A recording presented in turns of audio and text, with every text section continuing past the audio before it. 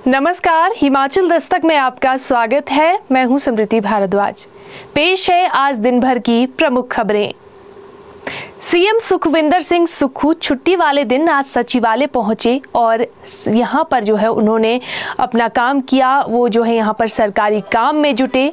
आज की बात करें, आज छुट्टी है, लेकिन सीएम सुक्खू ने अफसरों को घर से ही आज तलब किया है और इस दौरान उन्होंने जो अधिकारी हैं उनसे हिमाचल में बारिश पर रिपोर्ट मांगी है।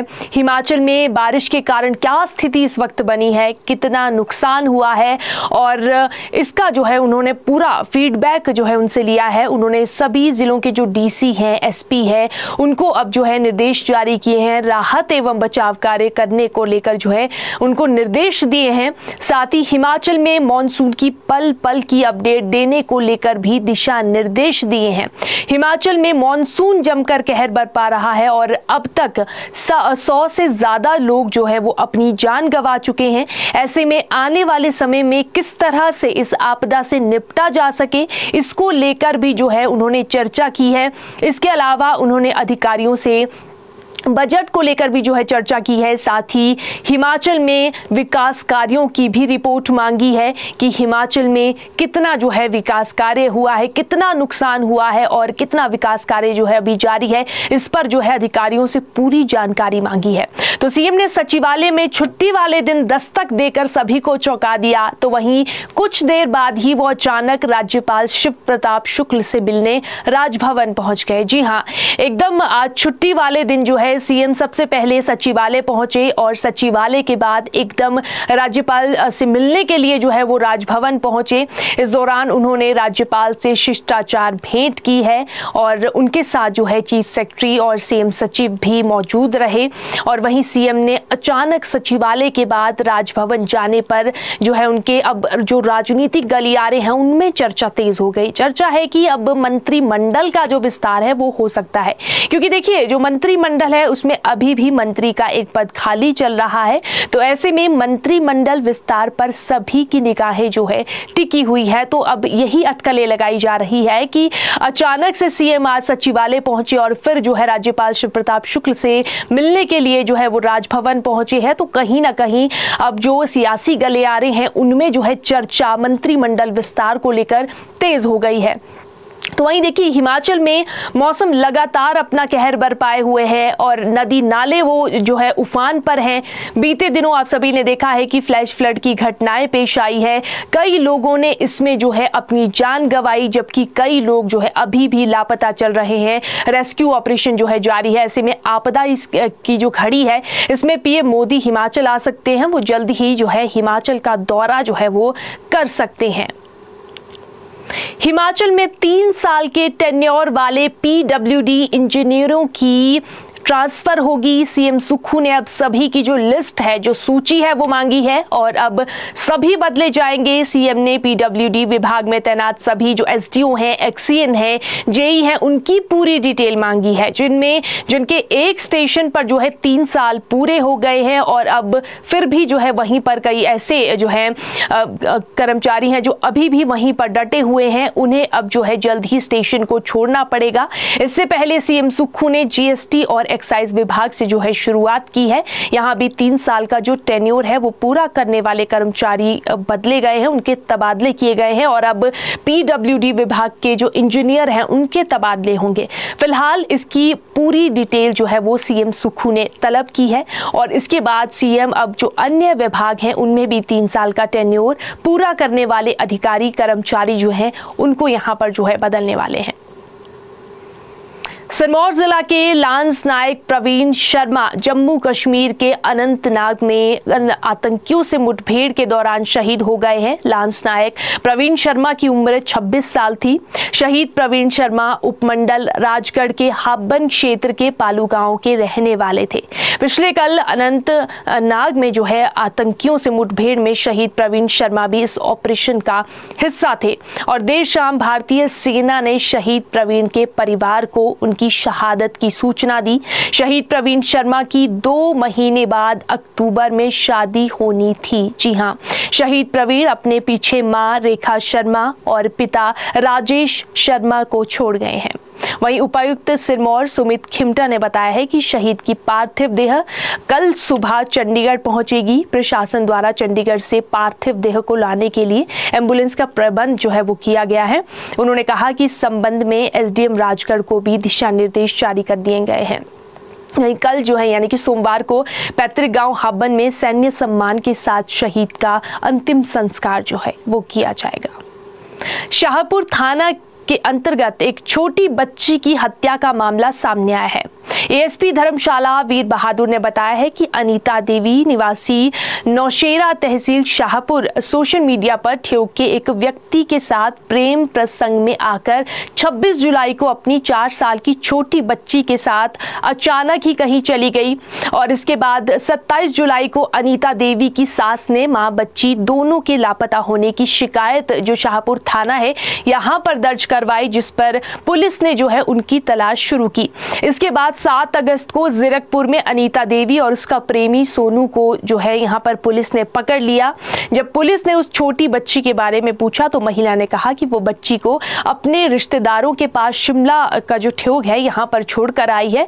जब उनसे जो है सख्ती से पूछताछ की गई तो पता चला कि लड़की की हत्या कर दी गई और हत्या करके उसे ठेग में ही दफनाया है। और इसके बाद शाहपुर से पुलिस जांच अधिकारी ठेग पहुंचे और वहां तहसीलदार की मौजूदगी में बच्ची के दफनाए हुए शव को बाहर निकाला।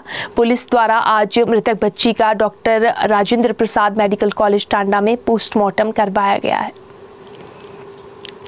समेज त्रासदी में लापता लोगों को परिजनों से मिलाने के लिए पुलिस की डीएनए मिलान तकनीक मददगार साबित हो रही है। जी हाँ, यहाँ पर जो है डीएनए जो है वो मिलाया जा रहा है और अभी तक पहचान ना हुए शवों में से 2 शवों की पहचान डीएनए के माध्यम से हो चुकी है। इनमें संतोष कुमारी पत्नी सूरतराम, गांव कनराड, डाकघर सुखा, तहसील रामपुर, इसकी उम्र जो है वो 54 वर्ष है। इनकी पहचान इनके पुत्र राजेश कुमार के डीएनए से की गई है।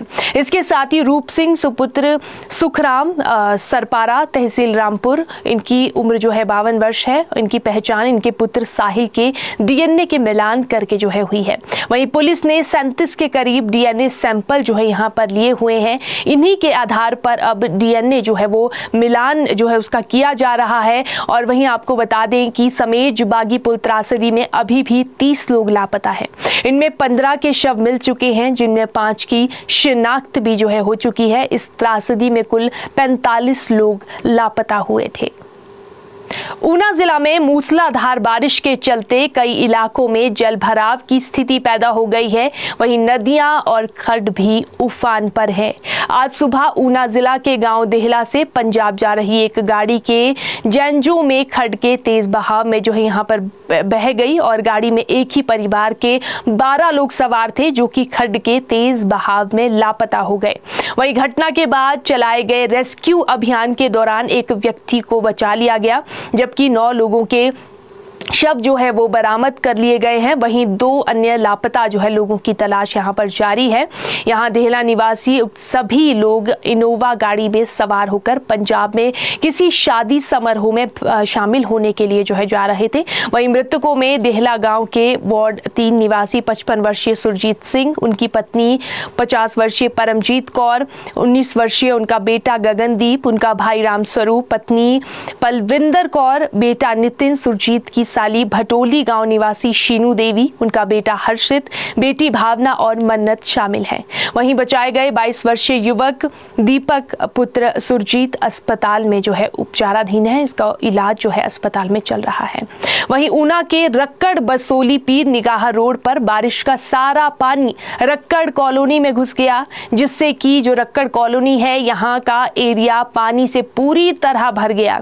तो यहाँ पर करीबन 40 मकान जो है वो यहाँ पर इसकी जद में आने से जो है बच गए। सड़क के दोनों ओर पानी की निकासी ना होने के चलते लोगों को भारी परेशानियों का सामना करना पड़ा। वहीं ऊना के बाथड़ी में बारिश के चलते प्रवासी मजदूरों के 2 बच्चे बहे और एक बच्चे का जो है यहाँ पर शव मिल गया है। वहीं बीती रात से कांगड़ा में हो रही बारिश ने खूब कहर मचाया है। भारी बारिश के कारण पूरा जिला पानी से तरबतर है। बारिश के कारण शिमला मटौर 4 लेन जगह जगह से धंस गया है। है। वहीं इसके अलावा जो निर्माणाधीन NH है, यहाँ पर बनाई गई कई पुलियां भी गिरने की कगार पर पहुंच गई है। तो जमकर मौसम जो है, यहाँ पर मानसून जो है वो कहर बरपा रहा है। वहीं जो है SDM कार्यालय जयसिंहपुर का परिसर पूरी तरह से बारिश के पानी के कारण तालाब बना हुआ है। जिला के नदी नाले पूरी तरह से उफान पर है, जिसके चलते लोगों में दहशत का माहौल है। वहीं जिला मंडी में भी भारी बारिश के चलते 2 NH सहित सभी मेजर डिस्ट्रिक्ट रोड जो है यहाँ पर बंद हो गए हैं। जिला भर में भूस्खलन के चलते ये मार्ग बंद हुए हैं। NH मंडी कुल्लू बार बार विभिन्न स्थानों पर बाधित हो रहा है। हालांकि 9 मील के पास रात को बाधित हुए इस मार्ग को सुबह वन वे के लिए जो है यहाँ पर खोल दिया, तो वन वे जो है यहाँ पर खुला रहा, लेकिन बाद में दोबारा भारी मलबा आने से ये बार बार बाधित होता रहा है। उधर धर्मपुर मंडी NH कुम्हारड़ा के पास बंद है। वहीं मंडी कुल्लू NH और पंडोह के पास भी बाधित हो रहा है। इस मार्ग का विकल्प जो है मंडी कटौला मार्ग भी वन वे है और इस पर पल पल खतरा बना हुआ है। तो इस पर लोगों को यहाँ पर जो है यात्रा ना करने की सलाह दी जा रही है। जिला में कई स्थानों पर जो गौशालाएं हैं, मकान हैं, वो क्षतिग्रस्त होने की यहाँ पर सूचना है। वहीं जिला में सबसे अधिक सड़कें धर्मपुर, पधर और सिराज में बंद है। उधर मंडी शहर में भी कई स्थानों पर जलभराव होने से लोगों और दुकानदारों का भारी नुकसान हुआ है। किन्नौर जिला के पूह खंड के अंतर्गत काह कैंची में भारी बारिश होने से NH बंद हो गया है और वहीं खाब में बादल फटने से बसपा नदी का जलस्तर खतरनाक रूप से बढ़ गया है। बादल फटने से मलबा सड़क पर गिरा है। वहीं स्पीति का संपर्क देर रात से देश प्रदेश से कटा हुआ है। जिला सिरमौर में बारिश का कहर जो है लगातार जारी है। बारिश के चलते कई क्षेत्रों में जहां घरों में पानी घुस गया, तो वहीं भूमि कटाव के मामले भी सामने आ रहे हैं। बारिश के चलते नदी नाले उफान पर हैं, जो तबाही मचा रहे हैं। इसी कड़ी में आज सुबह मारकंडा नदी के उफान पर होने के चलते बनकला में ढिमकी के समीप हाल ही में बनाया गया हनुमान मंदिर बह गया है। और इसके अलावा शिमला जिला के चौपाल में भी बारिश से नदी नालों का जल स्तर बढ़ गया है। यहाँ बाढ़ आने का सिलसिला थमने का नाम ही नहीं ले रहा है। वही बीती रात ग्राम पंचायत पौड़िया में बाढ़ आने से सेब के बगीचे और अन्य नकदी फसल पूरी तरह से तबाह हो गई है। तो मॉनसून जो है वो लगातार तबाही मचा रहा है और लगातार जिस तरह से बारिश हो रही है, फ्लैश फ्लड की घटनाएं पेश आ रही हैं, तो ऐसे में लोगों की मुश्किलें बढ़ रही हैं। वहीं मौसम की बात कर ले तो मौसम विभाग ने आज के लिए बारिश का ऑरेंज अलर्ट जारी किया है। कई क्षेत्रों में जो है आज जमकर मेघ बरस रहे हैं और मौसम विभाग ने अगले 6 दिन तक भी जो है भारी बारिश का येलो अलर्ट जारी किया है।